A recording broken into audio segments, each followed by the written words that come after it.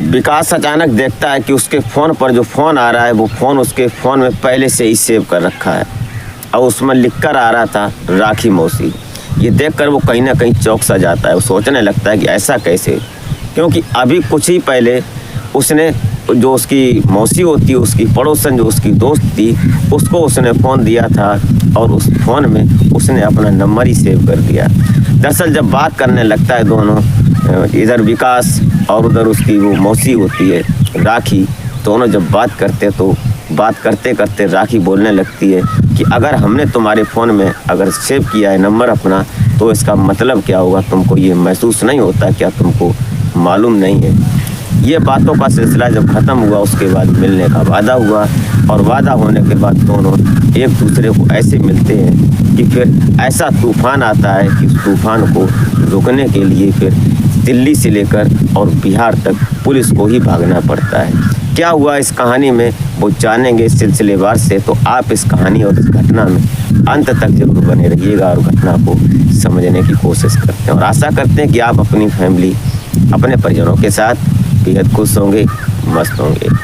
तो वीडियो में आगे बढ़ने से पहले आपसे बस वही एक छोटी सी रिक्वेस्ट कि हमारे चैनल पर अगर आप अभी नए आए हैं तो प्लीज़ चैनल को सब्सक्राइब कर लें और वीडियो ज़रा सी भी अच्छे लगे तो एक लाइक ज़रूर कर दिया करें और बाद में ये कमेंट ज़रूर कर दें कि आप कहाँ से हमारी वीडियो देख रहे हैं, तो हम आपको स्पेशल थैंक्स बोल सकें। तो नमस्कार, आदाब, सत श्री अकाल। मैं अजय कोहली। आज की जो सच्ची घटना मैं आपको सुनाने जा रहा हूँ, घटना दिल्ली का एक जगह पड़ती है कोटला मुबारकपुर, और यहाँ पर इस मुबारकपुर में एक गली में एक फैमिली रहा करती थी जो कि रहने वाले बिहार के होते हैं। अब ये बिहार के रहने वाले होते हैं, लेकिन एक जो लड़का रहता है, इस लड़के का नाम विक्की होता है। विक्की को इसका नाम विकास होता है, लेकिन विक्की और विकास बोलते हैं इसको। इसकी मौसी भी इसी गली में रहती है जिसका नाम आशा होता है और आशा के पास 2 बच्चे होते हैं। एक बच्चा 7 साल का होता है, एक 5 साल का बच्चा होता है। एक बेटा था, एक बेटी थी। एक दिन अचानक इसका संडे का ऑफ था, संडे के दिन छुट्टी होती है इसकी, तो ये अपनी मौसी के यहाँ गया हुआ था। तो मौसी के पास में एक महिला और बैठी थी जिसकी उम्र लगभग 48 साल की थी। नाम उसका राखी होता है। अब ये राखी जो थी, राखी आशा से बातें कर रही थी। तभी जब विक्की उनके पास पहुंचता है तो विक्की को देखकर राखी बोलने लगती कि ये कौन है। तो आशा बताती है कि हमारा भांजा है, ये हमारी बहन का बेटा है, इसकी संडे की छुट्टी होती है इसलिए आ जाता है यहाँ पर। अब उसको देखकर जो राखी होती है वो कहीं ना कहीं ये सोचने लगती है कि देखने सुनने में ये स्मार्ट है, बहुत सुंदर है, हैंडसम है, क्यों ना इसको अपनाया जाए। अब ये बातें उससे करने लगती है आशा से कि तुम यहाँ अकेले रह रहे हो, तुम्हारी पत्नी कहाँ है। तो जो आशा होती है बोलती है अब इसकी पत्नी, इसकी तो अभी शादी ही नहीं हुई है, इसकी पत्नी कहाँ से आई। दोनों में हंसी मजाक होने लगती है। तो वो जो राखी होती है, राखी बोलती है कि अगर शादी नहीं हुई है तो हमसे बात कर लिया करो 2-1 मिनट। इतना मजाक होते हुए जो आशा होती है, विकास की मौसी, बोलती है कि तेरी आदत नहीं गई अभी भी, तू अभी भी जवान सोचती है अपने आप को। तो राखी बोलती है क्यों नहीं, मैं हमेशा जवान रहना चाहती हूँ अपने आप में। कोई भी ये ना सोचे कि मैं बुढ़ा हो गया हूँ, जवान नहीं हूँ। जिस दिन वो सोच लेगा कि मैं बुढ़ा हो गया हूँ, फिर वो चाहे जवान हो लेकिन वो बुढ़ा ही हो जाएगा। ऐसी बातें जब आपस में कर रही थी और जो विक्की होता है वो सामने बैठा था।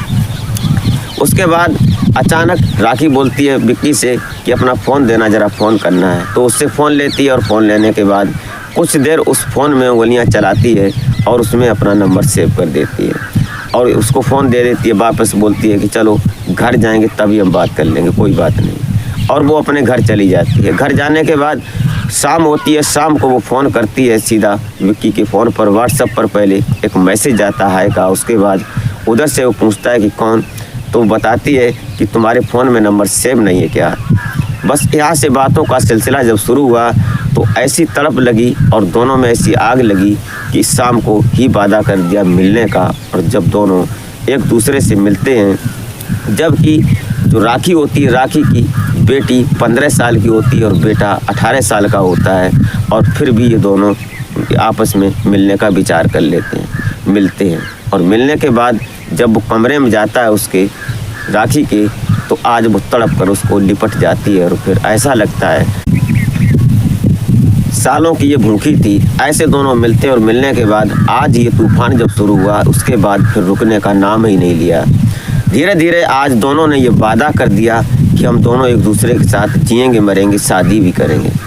बस यहीं से कहानी की शुरुआत होती है। दरअसल ये राखी जो होती है, राखी अब से पहले 2 पति कर चुकी थी और ये रहने वाली होती है बिहार के दानापुर की। और इसके जो पति होता है पहला चंद्रभूषण, वो इसको कई साल पहले छोड़ चुका था। जब ये दोनों मिलते हैं, मिलने के बाद अचानक कुछ दिनों ये सिलसिला चलता है, लेकिन एक दिन जब विक्की की मौसी आशा को ये पता चलता है कि विक्की कहीं ना कहीं जो ये राखी है इसके प्रेम जाल में फंस गया है, उसको वो डांटती है, रोकती है कि देखो वो महिला गलत है, उसने कई एक पति किए और उसके चक्कर में तुम मत पड़ो, वो बहुत ख़राब और मतलब देखी जाए तो बदचलन महिला है। ये बात कहीं ना कहीं विकास को भी जम जाती है, तो विकास उससे अब किनारा करने लगता है। तभी एक दिन पता चलता है कि जो उसकी मौसी होती है आशा, उसके दोनों बच्चे गायब हैं। वो ढूंढती है पहले अपने मोहल्ले में, अपने पति को बताती है, उसका पति भी ढूंढता है। इधर विकास को फ़ोन करती है वो, तो विकास भी अपने जो उसके मौसी के लड़के होते हैं बच्चे, उनको ढूंढने की कोशिश करता है, लेकिन कहीं पता नहीं चल रहा था। तभी ये पास में जाते हैं और वहीं जाकर कोटला मुबारकपुर में इनकी FIR दर्ज करवाते हैं गुमशुदगी की। पुलिस एकदम एक्टिव होती है और पुलिस पहले ये पूछती है कि कैसे कैसे बच्चे गायब हुए। तो उसमें बताया जाता है कि जो महिला होती है इसकी मौसी की सहेली राखी, इससे पता किया जाता है। तो जो CCTV कैमरे देखे जाते हैं तो उसमें पता चलता है कि आखिरी बार जो राखी होती है, राखी के साथ में दोनों बच्चे जाते हुए नज़र आते हैं। बस पुलिस को थोड़ा सा क्लू मिलना था, उसके बाद राखी को पता किया जाता है। पुलिस को क्या पता कि ये राखी है, उसको मिलना, उसके फ़ोन को ट्रेस करते हैं। फ़ोन जब उसकी आशा होती है, आशा जो बच्चों की माँ थी, उससे राखी का फ़ोन लिया जाता है। उससे जब पता किया जाता है तो पता लगता है कि वो तो बिहार में है। फिर पुलिस को आशा बताती है कि हमारे भांजे जो विक्की है, इससे उस राखी का कुछ प्रेम संबंध था, इसलिए शायद इसने कुछ गेम किया हो। बस इतना क्लू और मिला। पुलिस ने विकास को अपनी कस्टडी में लिया और लेने के बाद विकास से फ़ोन करवाया उस राखी के लिए। तो राखी ने बताया कि तुमको आज कैसे याद आ गई। बस इतनी बात होनी थी। उसने बड़े प्यार से बात की और बात करने के बाद उसने बताया कि अगर तुम्हें हमसे मिलना है तो बिहार आ जाओ, दानापुर।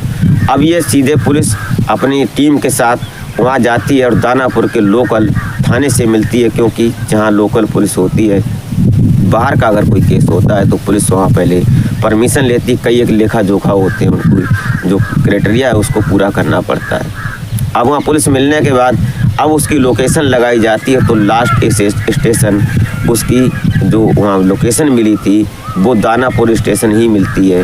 इधर ये मगध एक्सप्रेस से वहाँ पहुँचे थे रात को, और सुबह जैसे ही उससे बात की तो उसने कहा कि मैं यहीं पर हूँ, अभी आती हूँ।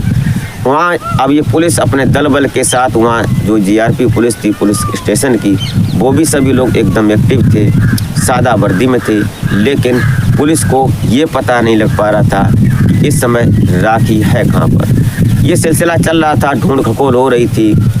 शायद किसी कैसे भी करके राखी को ये महसूस हो गया था कि कहीं हमारे साथ गलत तो नहीं हो गया। लेकिन इधर राखी जो अपने साथ बच्चों को लेकर गई थी, उन बच्चों को पहले अपने घर लेकर गई, अपने भाई के यहाँ। उस भाई ने पूछा तो उसने बता दिया कि मैं इन बच्चों को, हमारी पड़ोसन के बच्चे इसलिए इनको साथ में लेकर आई हूँ, ये जिद कर रहे थे इसलिए लेकर आई। लेकिन जब उसने ढंग से पूछा उससे तो उसने बोल दिया कि मैं इनको लेकर आई हूँ। बस वहाँ से ये निकलती है। निकलने के बाद स्टेशन पर आने के बाद इसने उन दोनों को बच्चों को लावारिस छोड़ दिया। वो इस समय जो GRP पुलिस थी उसके थाने में सुरक्षित थे और उन बच्चों का ख्याल रखा जा रहा था। लेकिन इधर पुलिस जब उसकी जो CDR और लोकेशन निकाली जाती है तो पता चलता है कि लास्ट लोकेशन इसकी दानापुर ही है, इसके आगे कोई लोकेशन नहीं मिल रही है। पुलिस वहाँ चप्पे चप्पे को ढूंढ रही थी, तभी पता चलता है कि सीढ़ी के नीचे जो सीढ़ी होती है ऊपर स्टेशन में चढ़ने के लिए, वहाँ नीचे बैठी एक महिला नज़र आती है। और जब उस महिला से पूछताछ की जाती है तो जो ये विक्की होता है, विक्की उसको देखते ही बता देता है कि यही राखी है।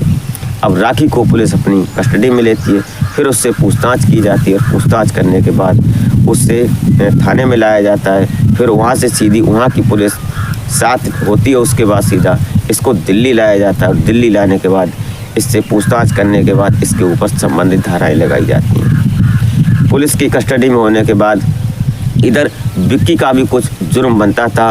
विक्की भी पुलिस के साथ जाता है। उसके ऊपर जो धाराएं लगती थीं वो धाराएं लगाकर उसको भी जेल भेजा जाता है, क्योंकि उसने उसका साथ दिया था। लेकिन कहीं ना कहीं अगर देखा जाए तो ऐसी महिला के लिए आप क्या कहना चाहेंगे, और ऐसे लड़के जिसकी उम्र अभी 22 साल की थी और वो 38 साल की महिला के प्रेम जाल में फंस जाता है, ऐसा कैसे? अगर आप जरा सी भी कुछ भी कहना चाहें तो आप कमेंट में ज़रूर बताएं। उस विक्की के लिए और उस आशा मौसी के लिए उसने उसको सजेस्ट किया, सही बताया उसको, लेकिन उस विक्की को कुछ समझ नहीं आया। और उस राखी के लिए आप क्या कहना चाहेंगे कमेंट में ज़रूर बताएं। और वीडियो ज़रा सी भी अच्छी लगी हो तो एक लाइक ज़रूर कर दिया करें। इसी के साथ आशा करते हैं कि आप अपना और अपनी फैमिली का बेहद अच्छी तरह से ख्याल रखेंगे। इसी के साथ मिलते हैं फिर नेक्स्ट वीडियो में, तब तक के लिए जय।